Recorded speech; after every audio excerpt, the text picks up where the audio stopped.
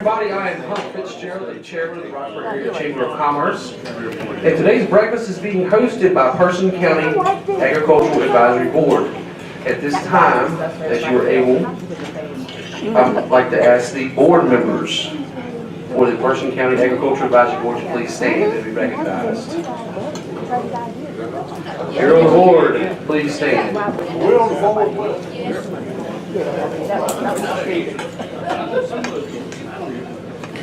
Guys, these are your Person County Agricultural Advisory Board. We also have several sponsors we'd like to thank for making today's program possible.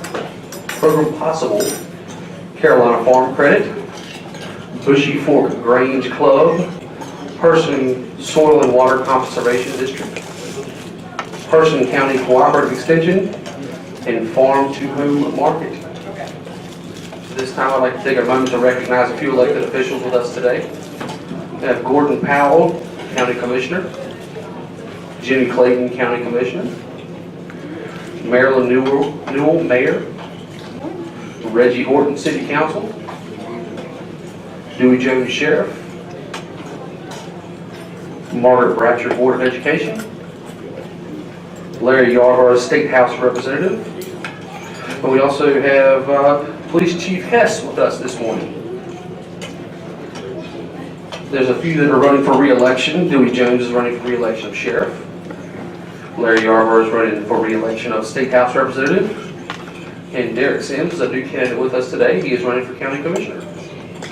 He's over there. We'd also like to recognize any members of law enforcement and emergency services with us today. So now I have Alicia come up and give us a few chamber announcements.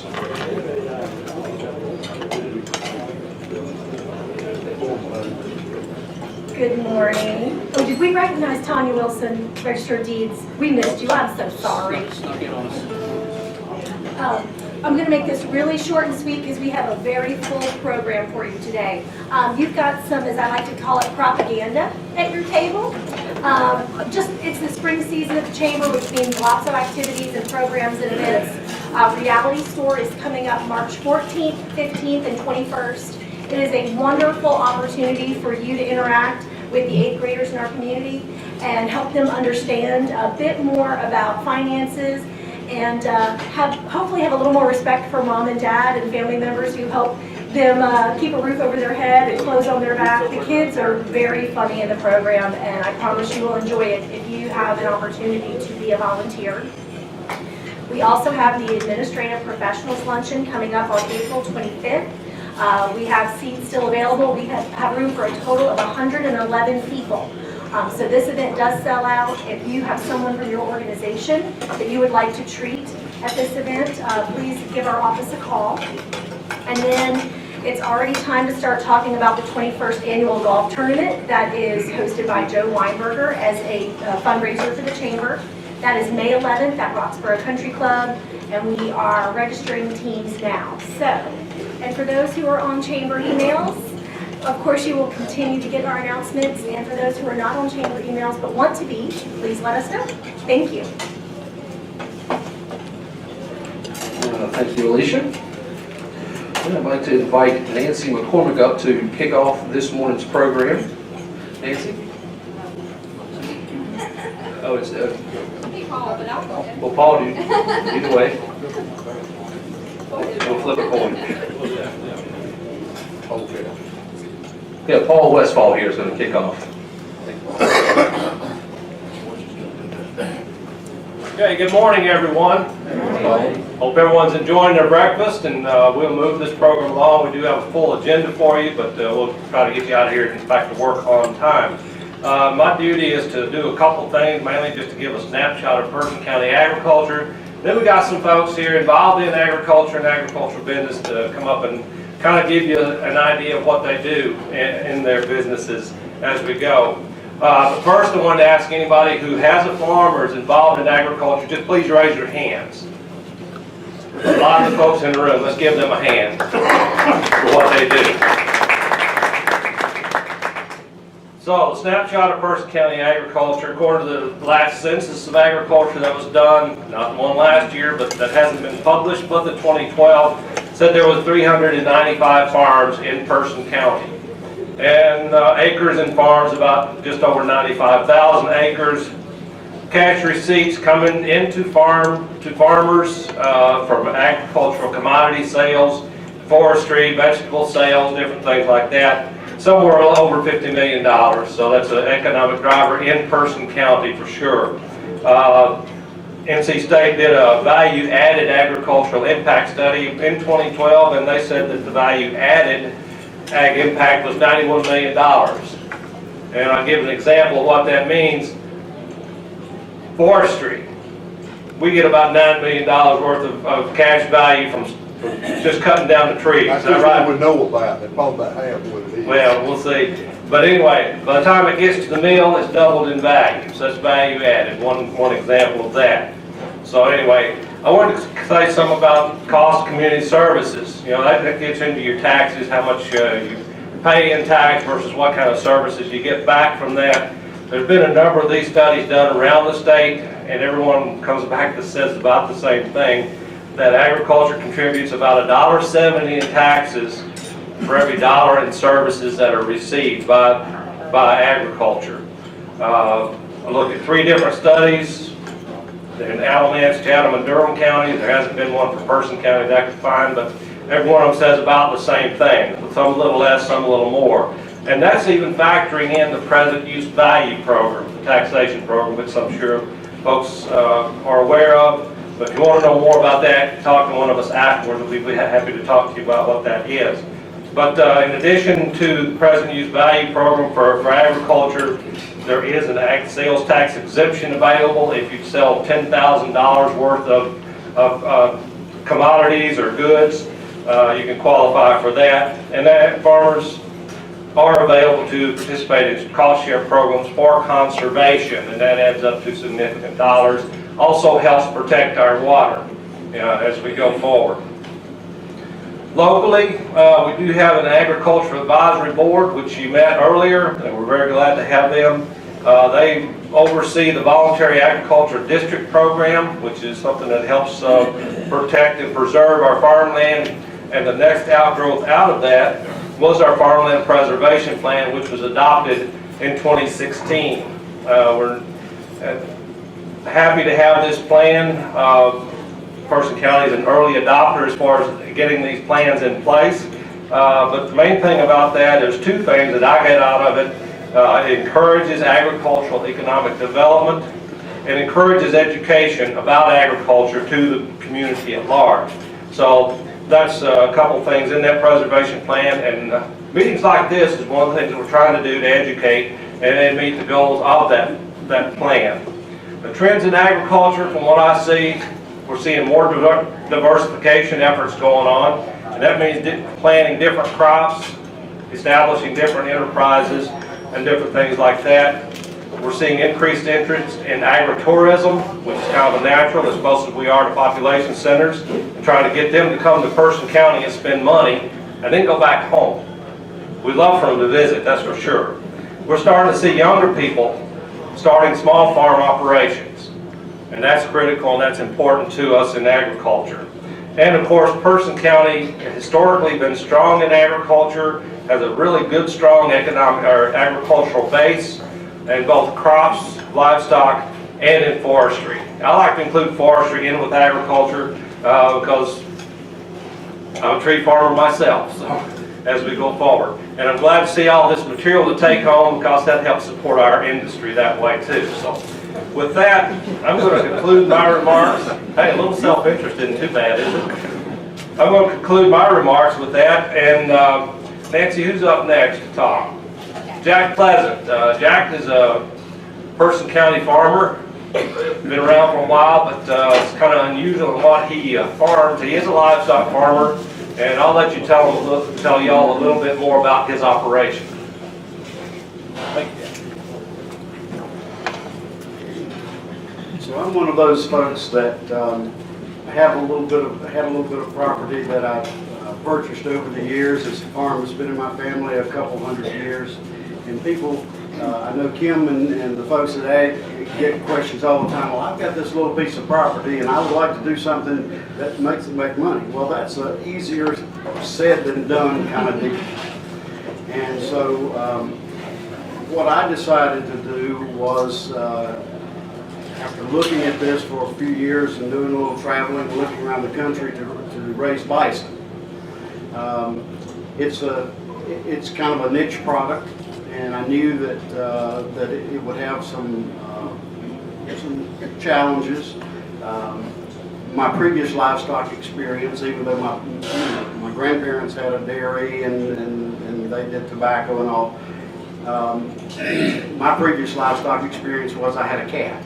And so there's a lot of similarities. You can't make a group of cats go where they don't want to go, and you can't make a group of buffalo go where they don't want to go.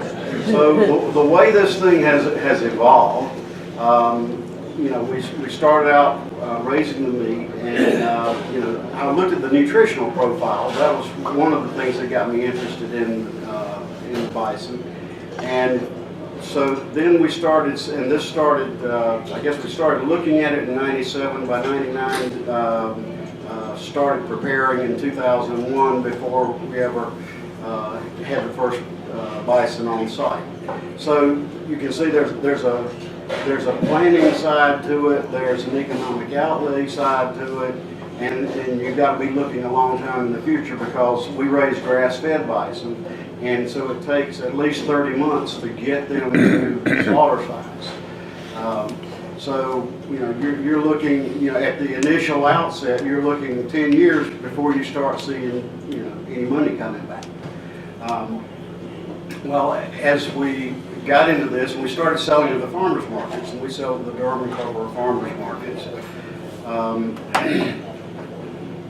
And I wanted to mention too that there are about a third of the farmers from the Durham and Carrboro farmers markets actually farm in Person County. So you can see, and it's not just Durham and Carrboro, it's South Durham, it's Eno, it's there are a number of farmers markets where the farmers, a lot of them come from Person County. So we started doing that. And then we started participating in the Farm Stewardship Farm Tour. That's an organized group that has about 40 farms on the tour, and you buy a ticket and you take a carload and you go to as many farms as you can in one weekend.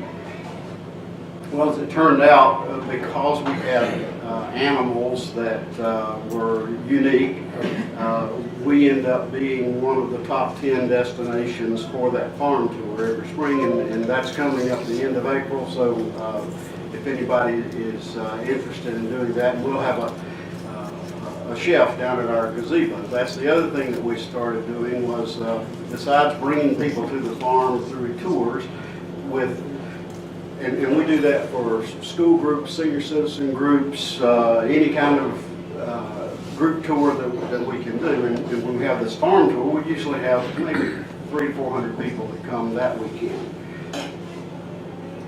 And of course, we have a chef down at the gazebo on Saturdays, and he's cooking up buffalo burgers so that you can get to taste that, and we sell meat that day. So it ends up being a good sales day for us, but we bring in traffic.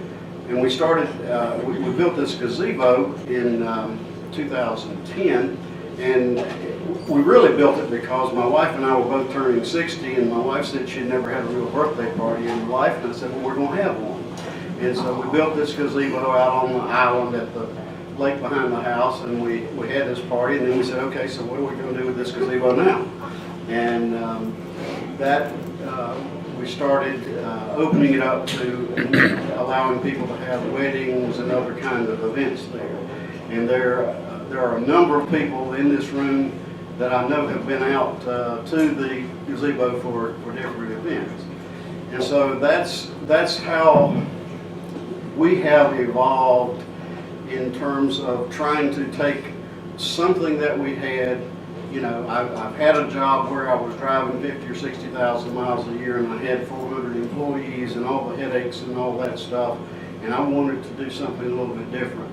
And so that's how we've tried to take something that we had and make something different out of it, but be consistent with the environment around us, and allow us to try to bring the income to us rather than having to go out and chase it somewhere.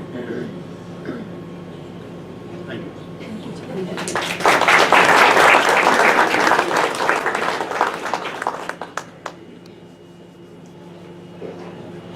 We would be remiss if we didn't include agribusiness in this. Agricultural farmers and ag business are mutually supportive of each other. So at this time, I'd like for Tim Gilliam from Camp Chemical to come up and talk a little bit about his business.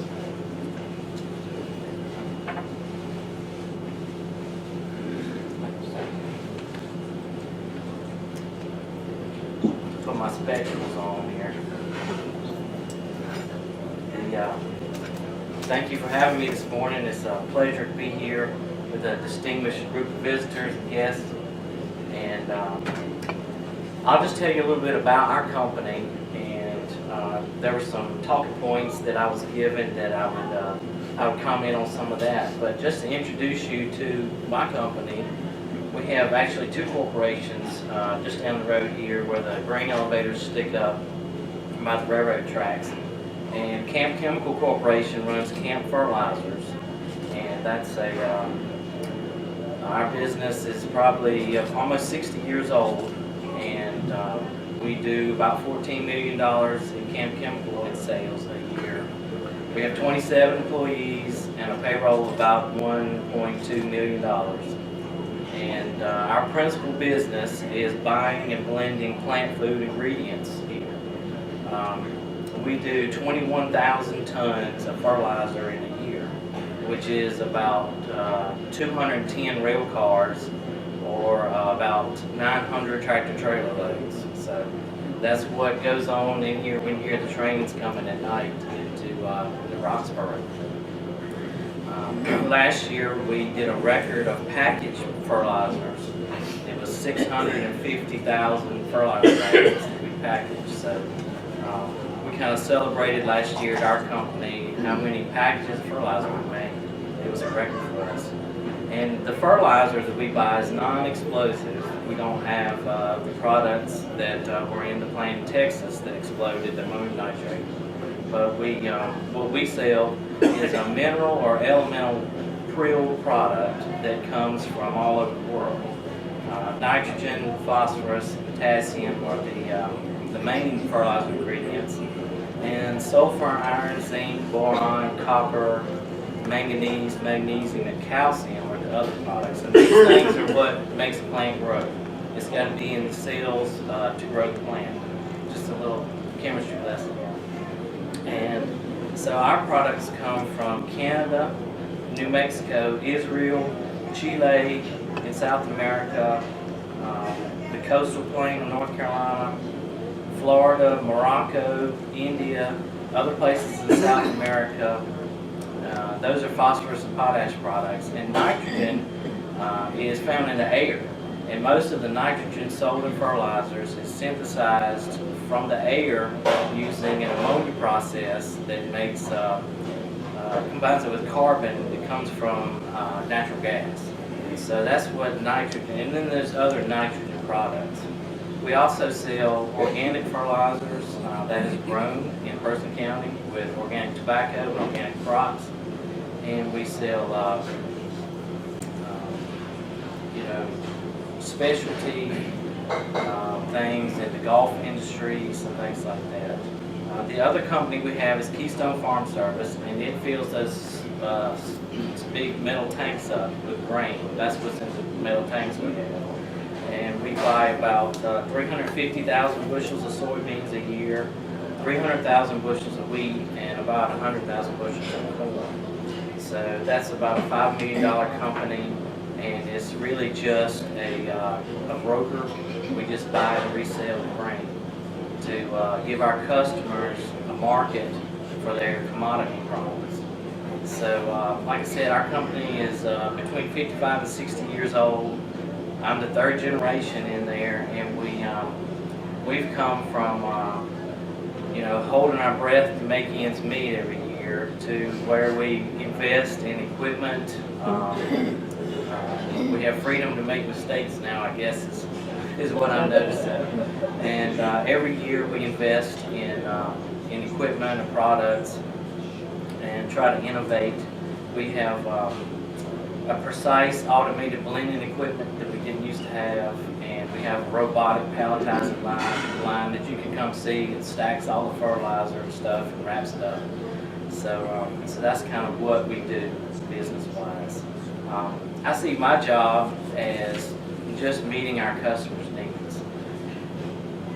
I order the inputs and do a lot of the pricing, but it's my job and our job at Camp Chemical to provide the things that people need to grow stuff with.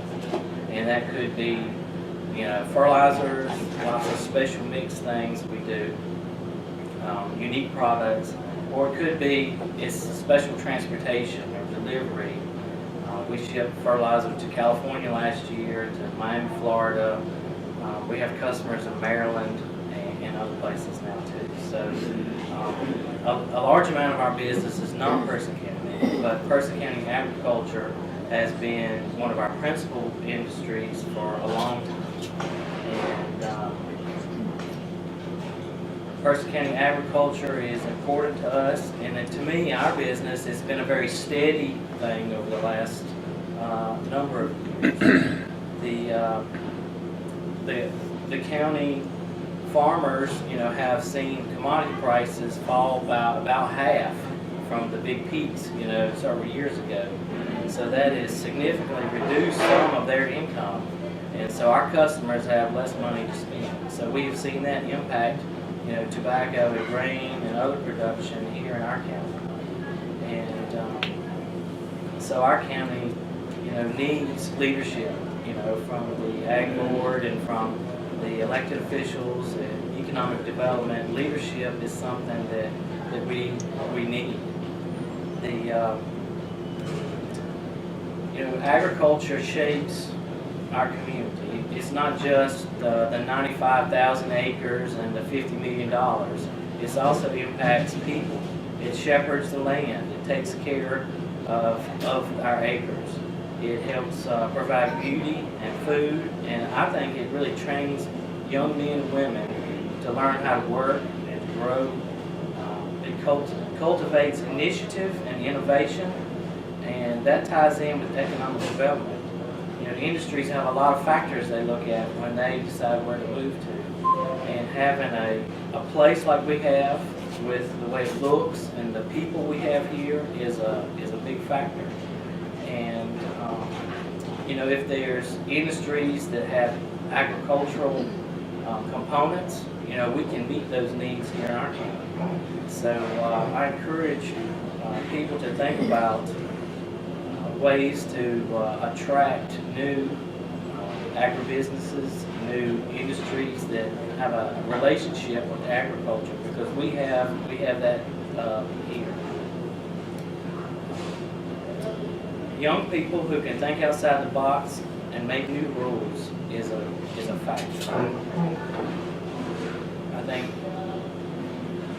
when we have organic growing here, specialty crops, these things are gonna keep going. I think in Jack's bison meat is the best meat I have ever grilled on my grill. That is no lie. So the wine industry, these things are great ideas, and I think it takes young people or older people, but people with skills in science, skills in technology, that have a work ethic and have imagination is what will push Person County agriculture into the next generation. And people like me are getting older. I'm less and less interested in risking everything. There's lots of barriers to do things new, but young people, they don't know all that, and they go ahead and try it anyway. So I'd say an economic development officer is a good idea, somebody that can help put things together and facilitate growing our county in the agricultural industry. It's hard for us to find new employees. I've noticed, in thinking about this, our company has, we probably have 6 of our 27 people that are nearing retirement age. And I don't know how we're going to replace them. So education, having young people with a work ethic is a factor. So if we can foster our young people to get out and grow and be on the farm and participate in innovation is a big factor. So thank you for having me, and I'll be around afterwards.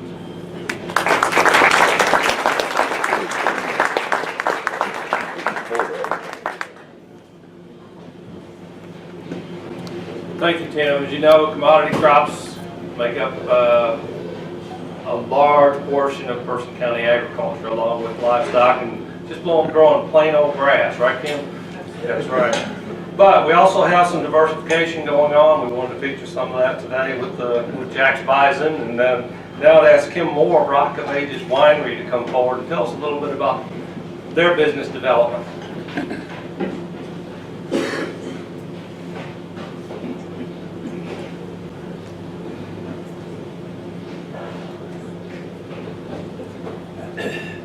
So I guess for us, we're a little bit different from what you've been hearing. So for people that don't know me, I'm Kimberly Moore. My husband Kevin and I own the Rock of Ages Winery. And I'll give you a brief history of who we are for those who don't know. We owned a granite company in Hillsborough, and in 2005 we decided to buy land and build the Rock of Ages Winery in Person County. We decided to actually buy the land on Charlie Long Road because this land backed up to the Moore Farm, which Kevin inherited that when his dad passed away in '99. We had considered using our building in Hillsborough, which is located in Orange County, but since we were born and grew up in Person County, we thought the winery and the vineyard would be a great addition to the county and bring in tourism. From our economic background, we knew what a winery in Orange County would be like, where the granite company was, because it was close to an interstate, which would give us more access to people, but settling for a relaxing venue in the county seemed much more appealing. Another thing that made Person County attractive for the winery was Hyco Lake. The lake is a recreational place that already brings people in statewide, and so Person County is also conveniently located to some larger cities. For instance, we're 1 hour from Raleigh, 30 minutes from Durham, and about 30 minutes from Burlington. So from that standpoint, we thought that definitely the winery would be a good place for Person County. We had talked to other wineries, and they had received input on how supported the local government agencies were for agritourism, so we decided to build a winery in Person County. We are always surprised by the number of people that don't even think of a winery as actually being agriculture. In fact, I think some of the people think that just bottles of wine they grow on the vine, which is pluck them off. But making wine is farming if you grow the grapes. We've been trying to make the entire process as mechanized as possible because it's hard to hire people in this industry because you're extremely versatile. For instance, Kevin and I have been pulling up old vines and getting ready to plant new ones. And pulling up vines is just plain old hard work. You take a grub chain, hook it around the vine, and then hook it to the tractor and you pull it up. Sounds pretty easy until you've done about 9 acres, which is about 6,000 vines. So, and we have no help. I mean, it's mean help. So, I know some of you people sitting there saying, yeah, we all know farming's hard, but what's the difference in agritourism and just farming? And so I'm talking more today about agritourism. Agritourism adds on another job. So after we worked in the field or in the cellar bottling wine at the beginning of the week, then at the end of the week and on the weekends we go and promote the wine, our products. We are, so sorry. We are not just growing the grapes, but we're making the wine, bottling the wine, promoting the wine, selling the wine, and convincing our distributors to put our wine on the grocery store shelf. For an example, tomorrow we'll be leaving, going to Charlotte to be at the Southern Spring Home and Garden Show. And at this show, we'll no longer have on our farming clothes. We'll be talking, educating, sampling the Rock of Ages wine, and actually trying to sell it to the customers. We'll be handing out brochures, telling the customers to come to Person County and visit the winery. Probably the most asked question that we get at these shows is, where in the world is Hurdle Mills? And we need a little recording button because we're always saying we are just north of Durham, located in Person County, close to Roxborough. Keep in mind, we're currently participating in about 40 shows throughout the year from Wilmington to Asheville, so that's a lot of advertising for Person County. I'm not sure if some people understand, but when we invite people to Person County to visit the winery, it doesn't just support the winery, it helps a variety of small businesses in our county. We actually, when people come, they will ask us where they can eat. So if they come before we open at 1 o'clock, we'll tell them to go to Flat River Cafe. If they want to eat after we close and do more of an upscale place, we usually send them to Brooklyn Eats or Heirloom. The visitors may need to stay at a hotel or they may need gas. Most of you would probably be shocked at our statistics. We had about 6,000 visitors last year, and believe it or not, 96.7% of those people were from out of town. Everyone must remember that these visitors are traveling through Person County and spending money in our county, and when they spend money here, we're getting those tax dollars. So for the most part, we've been extremely fortunate because we've had a lot of support, planning and zoning, and the county commissioners have always worked with us. And the people of Person County who are buying our wine at the grocery stores, they've been super supportive. Probably one of the best days for us is when somebody, a Roxborough person walks in and they say, I was vacating in Wilmington or Boone, and we saw our wine on the shelf. You notice I said our wine, because the people of Person County, they take great pride when they find a bottle of, Bushy Fork Red on the shelf in a grocery store in Wilmington. As I said previously, the wine industry is different from other industries in Roxborough. To promote our wine, we are traveling statewide, doing wine tastings, encouraging people to buy our wine or visit the winery. We are advertising Person County every time we do these shows, and we are constantly trying to bring people into Person County. In fact, I thought this was interesting. Steve Troxler, our Ag Commissioner, said in September 2007, and I quote, when you establish a vineyard in a community, you are physically and financially settling down for the long haul. Growth in the state's wine industry represents long-term economic growth for the rural North Carolina. And this is really why Kevin and I made the commitment to Person County to build the winery here. So for us, it's been a little bit hard to understand. We've had a couple of obstacles doing business here, and I guess one of the obstacles that has shocked me the most is that with Roxborough tourism. If you go to visit roxboroughNC.com, you will not see the Rock of Ages Winery listed on this website. Keep in mind, we opened in 2006, so it's not because we're new. I don't know, I've talked to numerous people about this problem every time I think it's going to get fixed, but it doesn't. I've tried to understand why, would not be listed, and I'm not sure if because it's a misunderstanding of who we are. But we do encourage people to visit from out of town and to visit the winery. Maybe the winery doing events calls some of the people affiliated, like with the Kirby or things that we're competition. However, there's no way we could be competition because we're not a nonprofit or a government affiliated organization. We do not and have not received any government incentives or money. We built the winery in Person County because we thought the winery would attract tourism and be an asset. We, as agritourism business, need the support of the county agencies as well as support and advertising that's offered by the Roxborough Tourism. You may say, well, Roxborough Tourism just affects the city, but that is not true. It affects agritourism statewide. All the information that is on websites like visitnc.com and ncwine.org can only be updated and maintained by your local tourism office. So I was told by Kathy Pickett of visitnc.com that if Person County is not helping, then we could go to Durham County or Orange County, and that those people there, we could become a part of their tourism, and then they could update our information on the state website. Sorry, not doing that. I refuse to do that. But this is a great example of how this county could probably benefit from an ag economic development officer. This person understands the economic impact that agritourism has on a county, and that person would be an excellent source for grants for agritourism. Many of our neighboring counties are taking advantage of grants. These grants are allowing other wineries and farms to grow faster in other counties, and this expansion allows them to generate more growth tax dollars in their county, and by doing this, agritourism is getting ahead of Person County. Tourism is extremely important to small rural counties. With all that Person County has to offer, we should already be known as a destination and not just trying to become one. We have Hyco Lake, we now have a brewery, we have a buffalo farm, and a winery. You can no longer just market to the people in Person County. In order for businesses to survive in Person County, we need customers and we need the help and support of all marketing that can be done to customers throughout North Carolina as well as Virginia, because we're just outside of, next door to Virginia.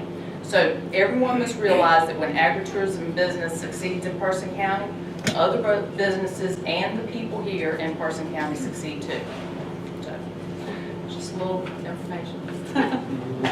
Thank y'all.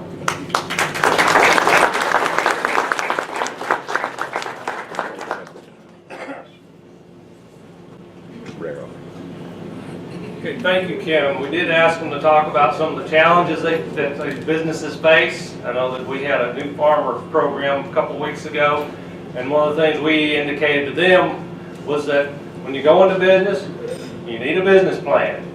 You just don't jump into farming. I think that's been indicated by each of our presenters today. We also emphasize, know what you're going to sell, know who you're going to sell to. Because if you grow something and can't sell it, it's awful hard to make any money back and pay the bills it just took to set up the business. But anyway, this kind of concludes our program. So, Mr. Chairman, I'll turn it back over to you for any other announcements or anything. We hope you have enjoyed today's program, and then if you got a couple minutes, want to visit with some of our presenters, feel free to do so. But thank y'all for this opportunity.